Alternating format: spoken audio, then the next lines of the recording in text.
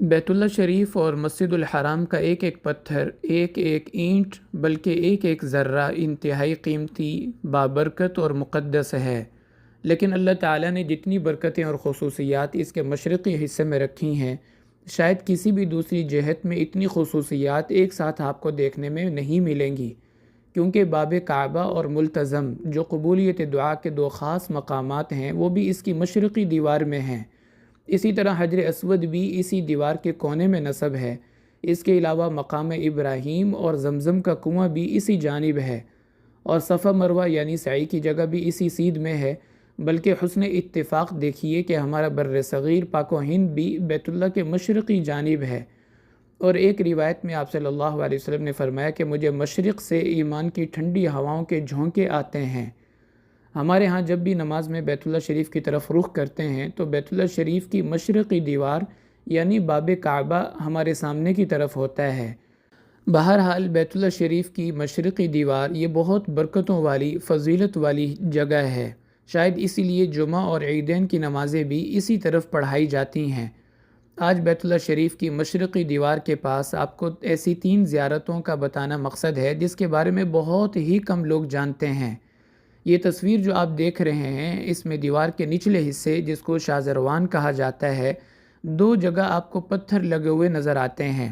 شاذروان بیت اللہ شریف کے دیوار کے ساتھ نصب کیے گئے وہ سفید پتھر جو بیت اللہ شریف کی تعمیر کا تو حصہ نہیں ہے، البتہ دیواروں کو مضبوط رکھنے کے لیے اور سیلاب کے پانی سے اس کی بنیادوں کو بچانے کے لیے یہاں پہ نصب کیے گئے تھے۔ اس میں آپ کو 2 جگہ الگ رنگ کے پتھر لگے ہوئے نظر آ رہے ہوں گے۔ دائیں طرف جو پتھر ہے وہ اس جگہ کی نشاندہی کرتا ہے جہاں حضرت جبرائیل علیہ السلام نے آپ صلی اللہ علیہ وسلم کو نماز کے فرض ہونے کے بعد وضو کا طریقہ سکھلایا اور بتایا تھا، اور اس کے بالکل قریب ہی الٹے ہاتھ چھوٹے چھوٹے انتہائی قیمتی اور نایاب پتھر کے ٹکڑے لگے ہوئے ہیں۔ یہ جگہ مصلی جبرائیل کہلاتی ہے۔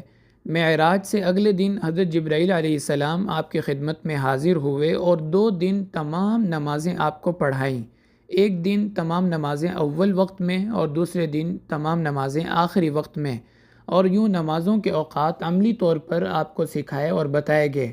اس کا تذکرہ مختلف کتب حدیث میں ہے، خاص طور پر ترمذی شریف میں کتاب الصلاۃ کے اندر امامت جبرائیل والی حدیث بہت تفصیل سے موجود ہے کہ آپ نے ارشاد فرمایا امنی جبرائیل علیہ السلام عند البیت مرتین، کہ حضرت جبرائیل علیہ السلام نے مجھے 2 دن 5 نمازیں بیت اللہ شریف کے دروازے کے پاس پڑھائیں۔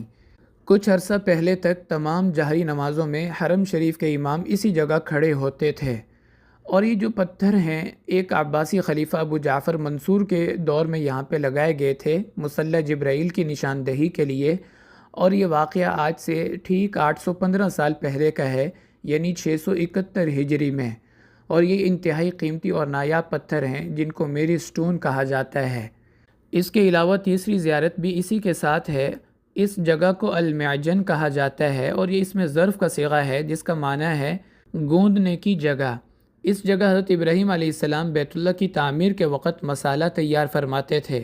پہلے یہاں ایک گھڑا ہوتا تھا جو اس جگہ کی نشاندہی کرتا تھا، لیکن 1959 میں حج کے موقع پر رش کی وجہ سے کچھ لوگ یہاں گرنے سے زخمی ہو گئے، تو شاہ سعود نے حکم دیا کہ اس جگہ کو بند کر دیں۔ اب یہ جگہ مطاف کے بالکل برابر ہے، اور اب معجن کا کوئی نام و نشان یہاں پہ نہیں رکھا گیا، البتہ اس کی جگہ کی نشاندہی میں نے آپ کو کر دی ہے۔ پھر المعجن کے ساتھ ہی بیت اللہ شریف کا دروازہ ہے جو کہ قبولیت دعا کا مقام ہے، اور پھر بیت اللہ شریف کے دروازے سے لے کر حجر اسود تک یہ جو 1.5 سے 2.25 میٹر کی جگہ ہے اس کو ملتزم کہا جاتا ہے۔ ملتزم کا معنی چپکنے کی جگہ۔ روایات میں آتا ہے کہ آپ صلی اللہ علیہ وسلم اس جگہ اپنا سینہ مبارک بیت اللہ کی دیوار کے ساتھ اور اپنے ہاتھ اونچے کر کے دعائیں مانگا کرتے تھے۔ تو حضرت عمر رضی اللہ تعالیٰ نے ایک دفعہ آپ سے پوچھا تو آپ نے فرمایا عمر یہ رونے کی جگہ ہے، آنسو بہانے کی جگہ ہے۔ لوگ یہاں آ کر اپنی زندگی کی حسرتیں اللہ سے مانگتے ہیں اور اپنی آنکھوں سے پورا ہوتا ہوا اس کو دیکھتے ہیں۔ حضرت شیخ الحدیث مولانا زکریا صاحب رحمۃ اللہ علیہ نے فضائل حج میں لکھا ہے کہ آپ صلی اللہ علیہ وسلم سے لے کر اس عاجز تک جتنے لوگوں نے اس حدیث کو روایت کیا تو اس نے اپنی قبولیت دعا کا بھی کوئی نہ کوئی مشاہدہ ذکر کیا ہے۔ تو حضرت فرماتے ہیں میں نے بھی وہاں پر دعائیں مانگی ملتزم میں، تو اللہ تعالیٰ نے میری بھی دعاؤں کو قبول کیا، اور میرا بھی مشاہدہ ہے کہ یہ قبولیت دعا کا بہت خاص مقام ہے۔ اس جگہ کی ایک نشانی یہ بھی ہے کہ یہاں پہ شرطہ کھڑا ہوتا ہے جو حجر اسود کے رش کو کنٹرول کرتا ہے۔ بہرحال اللہ تعالیٰ موقع دیں تو اس جگہ جا کے انسان کو ضرور دعائیں مانگنی چاہیے، اور اگر اس جگہ رش ہو تو تھوڑا پیچھے کھڑے ہو کے بھی دعائیں مانگیں گے تو اللہ تعالیٰ کی رحمت سے امید ہے کہ اللہ تعالیٰ اسی طرح دعاؤں کو قبول فرمائیں گے جس طرح کے ملتزم پہ کھڑے انسان کی دعائیں قبول ہوتی ہیں۔